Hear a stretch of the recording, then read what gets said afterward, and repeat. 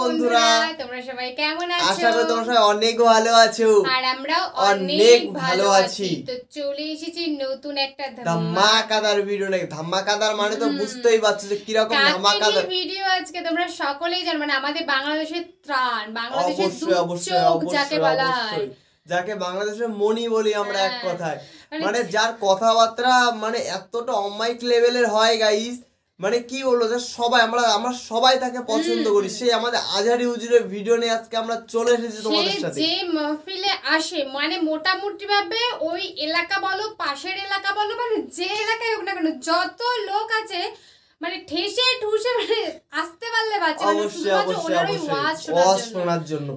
তো গাইস তোমরা খুবই পছন্দ করো, কারণ তোমাদের অনেক কমেন্ট, মানে অনেক কমেন্টে দেখেছি যে আজহারি হুজুরের ভিডিও দাও, আজহারি হুজুরের ওয়াজ নিয়ে আসো। হ্যাঁ, তোমরা সব হুজুরকেও বলো যে সিদ্দিক হুজুরের ওয়াজ নিয়ে আসো, আবু তার ওয়াজ নিয়ে আসো, ও অনেক হুজুরকে বলো। তো সবাইদের ওয়াজই আমরা নিয়ে আসছি, আস্তে আস্তে সবাইদের ওয়াজই আমরা নিয়ে আসছি।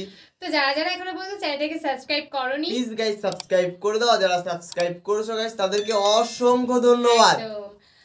তো আজকে বলছে খাদিজার জীবনী। ও আজকে খাদিজার জীবনীর কাহিনী এরকম টাইপের কিছু একটা হতে চলেছে। কিন্তু যখন তোমরা অনেকে খেয়াল করেছো, যখন জীবনীগুলো বলে না, তখন লিটারালি সবার চোখে না মানে জল চলে আসে গাইস। অবশ্যই উনি মানে মোটামুটি ভাবে মন থেকে কথাগুলো বলে।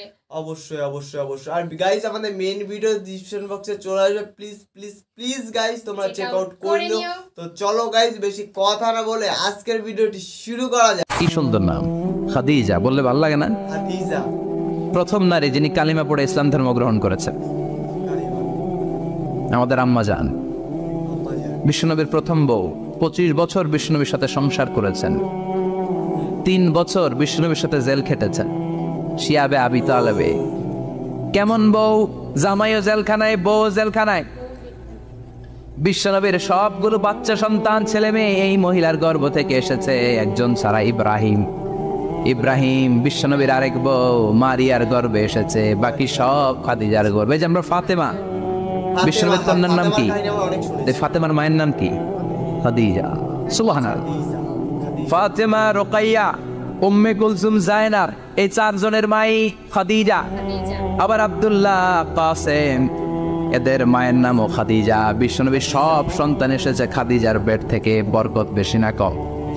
বিশ্বনবী ভয় পেলে খাদিজার কাছে গেলে ভয় কেটে যেত, সাহস যোগাতেন, সেন্টার দিতেন, ছাতার মতো মাথার উপরে দাঁড়িয়ে থাকতেন। আল্লাহু আকবার। বিশ্বনবী বলতেন রুজিক তো হুব্বাহা, খাদিজার ভালোবাসা আমার অন্তরে আল্লাহ রিজিক হিসেবে দিয়েছে। আবার বিশ্বনবী বলতেন আল্লাহ যেই কিয়ামতের দিন বন্ধু বন্ধুরে চিনবে না, ভাই ভাইরে চিনবে না, কেউ কাউরে চিনবে না, ওই কঠিন দিনে আমি আমার খাদিজারে যেন ভুলে না যাই, আমার খাদিজারে যেন দেখা মাত্রই চিনতে পারি এটা আমার খাদিজা। খাদিজাকে নিয়ে মা আয়েশা একদিন একটা কটু কথা বলেছিল, ও নবী, কবে আপনার এই বুড়ি বউ খাদিজা ইন্তেকাল করেছে, তারপরে কত সুন্দরী সুন্দরী বউ আমরা এসেছি, আমার ভালো লাগে না? খালি বুড়ির কথা কম কেন? খালি বুড়ির কথা স্মরণ করেন। আমরা আছি, আমাদের দিকে তাকান, আমরা কত সুন্দরী, আমরা কত ভালো। বিশ্বনবী রেগে গেলেন, মা আয়েশাকে এইভাবে ধরলেন। জীবনে কোনোদিন কোনো স্ত্রীর গায়ে হাত তোলে নাই, শুধু ওই দিন মা আয়েশাকে এইভাবে ধরেছিলেন আর বলেছিলেন, আয়েশা খবরদার জীবনে এই কথা বলবা না, আমার খাদিজা আমার বিপদের দিনের সঙ্গিনী, তোমরা আমার সুখের দিনের সঙ্গিনী, তোমরা কেউ আমার সাথে জেল খাটো নাই, খাদিজা আমার সাথে জেল খেটেছে 3 বছর। কয় বছর? কি মহিলা ছিল! বিশ্বনবীকে সবসময় আগলে রেখেছে, শেল্টার দিয়েছে, প্রতিভক্ত ছিল। খাবার নিয়ে বিশ্বনবীর জন্য এদিক সেদিক যেতেন, বিশ্বনবী না আসলে খেতেন না। বিশ্বনবীকে কলিজার চাইতো বেশি ভালোবাসতো, পতি যা বলবে তাই শুনতো। ও মায়েরা, খাদিজাতুল কুবরার জীবনী থেকে আপনাদের জন্য শিক্ষা হলো প্রতিভক্তি। কি ভক্তি? এখন প্রতিভক্তি নাই, আমরা করি নারী ভক্তি। এখন নারী নির্যাতন কমে গেছে বাংলাদেশে, বেড়ে গেছে পুরুষ নির্যাতন। কথা কন। এখন আমরা ভক্তি করা লাগে, আমরা ভক্তি না করলে ঘরে খাওয়ান নাই, এরকম ঝামেলা আছে না নাই? কথা বলেন। মায়েরা, বোনেরা, আপনার স্বামী যদি আপনার উপর নাখোশ থাকে, আপনার ইবাদত আপনাকে বাঁচাতে পারবে না।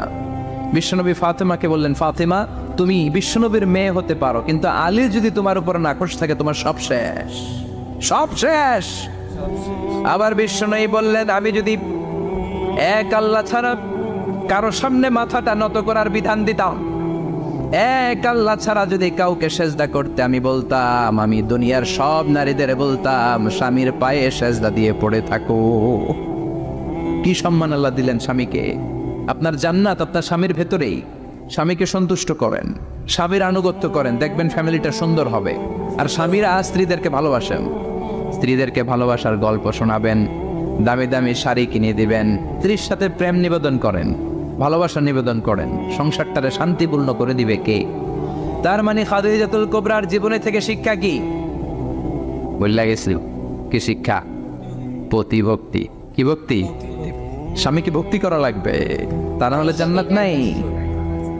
কোরআন 30 পারা, এই সূরা একবার তেলাওয়াত করলে 10 পারার সওয়াব হয়ে যায়, 2 বারে পড়লে 20 পারার সওয়াব হয়ে যায়, 3 বারে পড়লে 30 পারার সওয়াব হয়ে যায়। পড়েন সুবহানাল্লাহ।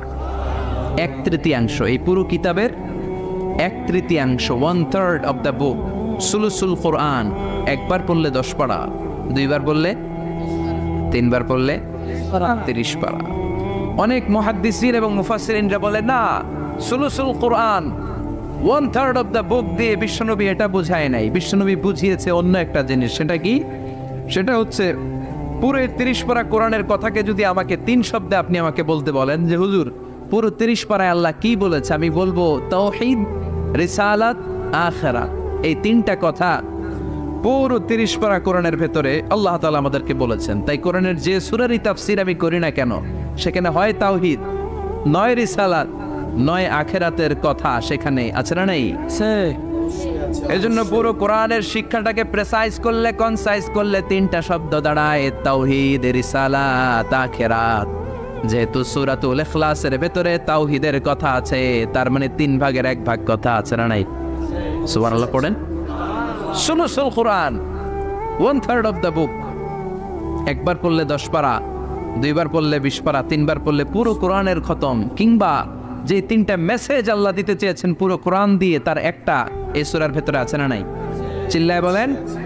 আবার বিশ্বনবী মদিনাতে হিজরতের আগে কোবা পল্লীতে মসজিদ বানালেন, মসজিদে কোবা।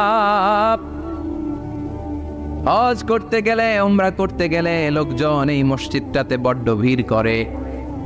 কারণ বিশ্বনবী প্রতি শনিবার, প্রতি সপ্তাহের শনিবার এই মসজিদে যেতেন। কি বার? কথা বলেন। এজন্য মদিনাতে গেলে শনিবারে জিয়ারত করা সুন্নাত। প্রতি শনিবারে বিশ্বনবী মসজিদে নববী থেকে হেঁটে হেঁটে হেঁটে হেঁটে এই মসজিদে কোবায় যেতেন।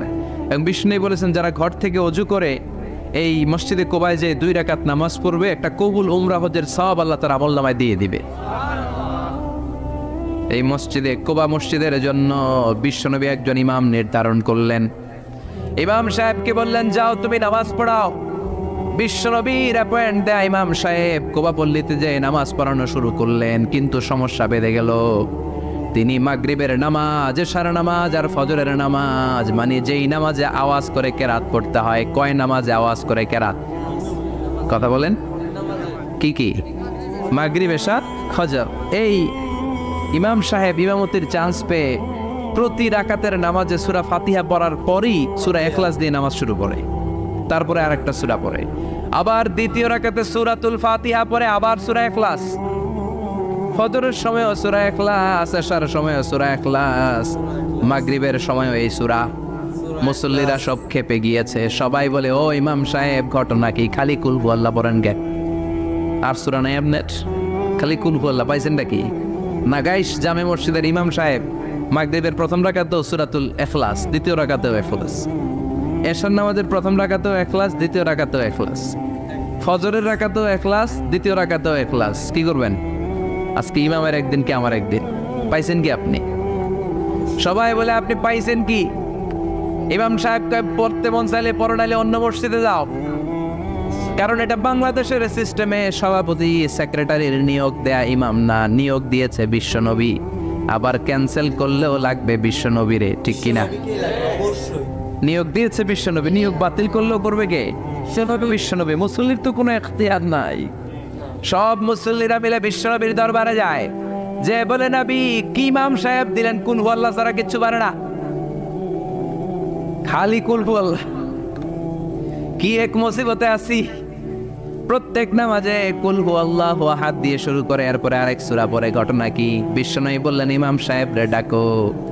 বিশ্বনবী ইমাম সাহাবীরে বললেন, ও সাহাবী, কেন এই কাজটা করো? তোমার মুসল্লিরা বলে প্রতি রাকাতে কেন কুল হুয়াল্লাহ দিয়ে শুরু করো, ঘটনাটা কি? অন্য সূরা পড়ো না কেন?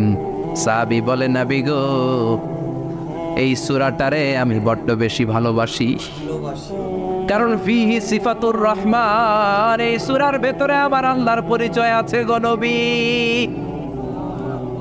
এই ছোট্ট সূরার ভেতরে রব্বুল আলামিন যত সুন্দরভাবে নিজের পরিচয়টা বলে দিয়েছেন, কোরআনের কোন সূরার ভেতরে সেই পরিচয় আমি পাই না। তাই এই সূরাটা দিয়ে প্রতি রাকাতে নামাজ শুরু না পড়লে আমার কলিজা ঠান্ডা হয় না গো নবী। বিশ্বনবী বললেন, ঠিক আছে, চেঞ্জ করার দরকার নাই, তুই প্রতি রাকাতেই কুল হুয়াল্লাহই পড়বি। সুবহানাল্লাহ পড়ে।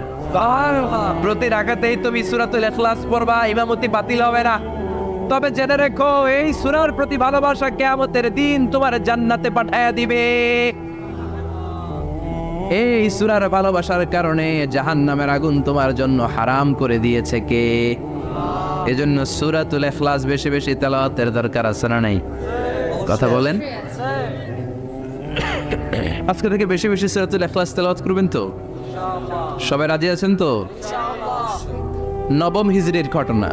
বিশ্বনবী ইসলাম তাবুকের যুদ্ধে গেলেন। বিশ্বনবী তাবুকের ময়দানে আসছে শুই না কাফের মুশরিকের আন্ডা বাচ্চা সব দৌড়।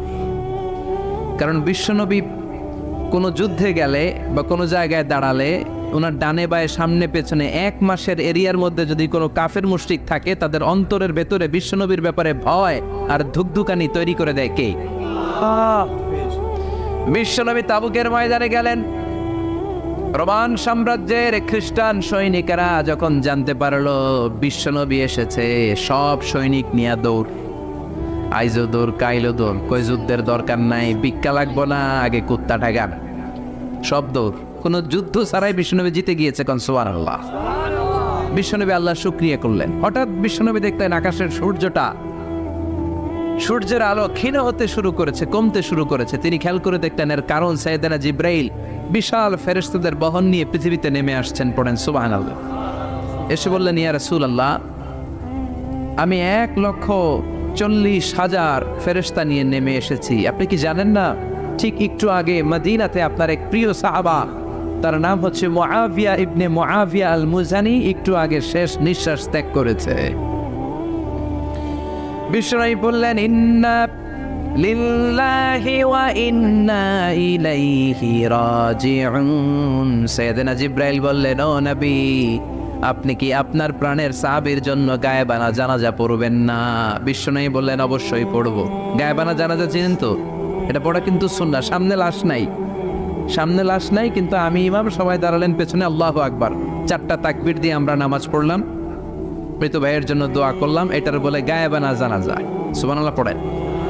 বিশ্বনবী বললেন, অবশ্যই পড়ব। সাহাবীদের মধ্যে ঘোষণা দিলেন, ও সাহাবারা, তোমাদের ভাই মুআবিয়া ইবনে মুআবিয়া আল মুজানি কিছুক্ষণ আগে মদিনাতে ইন্তেকাল করেছে। তোমাদের ভাইদের জন্য সবাই বাইরে বের হয়ে আসো, এই মাত্র আমরা এই মুহূর্তে আমরা গায়েবানা জানাজা পড়ব। বিশ্বনবী প্রথম কাতারে দাঁড়ালেন, হাজার হাজার সাহাবারা লাইন ধরে দাঁড়ালো।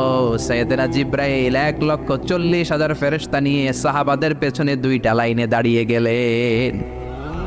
প্রথম লাইনে 70,000, দ্বিতীয় লাইনে আরো 70,000, 1,40,000 ফেরেশতাদের বহর। আর সাহাবারা মিলে আল্লাহু আকবার বলে গায়েবানা জানাজা শুরু করলেন। নামাজ শেষ।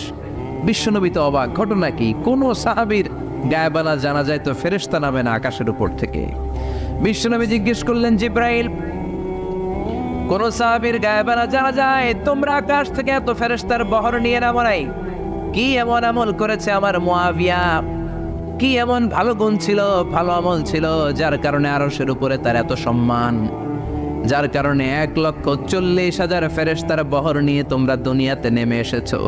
সাইয়েদনা জিব্রাইল বললেন, নবী, তেমন কোনো বড় আমল নয়, ছোট্ট একটা আমল, কিন্তু আমলটারে ভালোবেসেছে কে?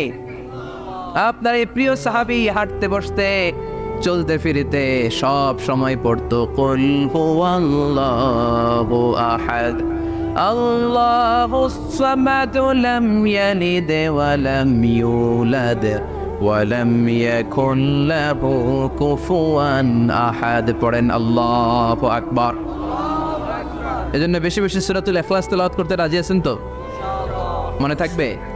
বিষ্ণু ঈসা ইসলাম প্রতিদিন ফজরের নামাজের পরে, মাগরিবের নামাজের পরে, ওয়া ইনদামা ইয়ামশি ইলা ফিরাশিহি, রাতে যখন বিছানায় যাবেন এই দুই হাতকে একত্রিত করে সূরাতুল ইখলাস পড়তেন, সূরাতুল ফালাক পড়তেন, সূরাতুন নাস পড়তেন, পড়ে হাতে ফু দিতেন। সহিহ হাদিস। ফু দিয়ে এই ফু দেওয়া হাতটা সারা দেহের মধ্যে ইয়াবদাউ বিহিমা রাসাহু, মাথা থেকে শুরু করে পা পর্যন্ত এভাবে মেসেজ করে দিতেন, মালিশ করে দিতেন। সুবহানাল্লাহ পড়েন।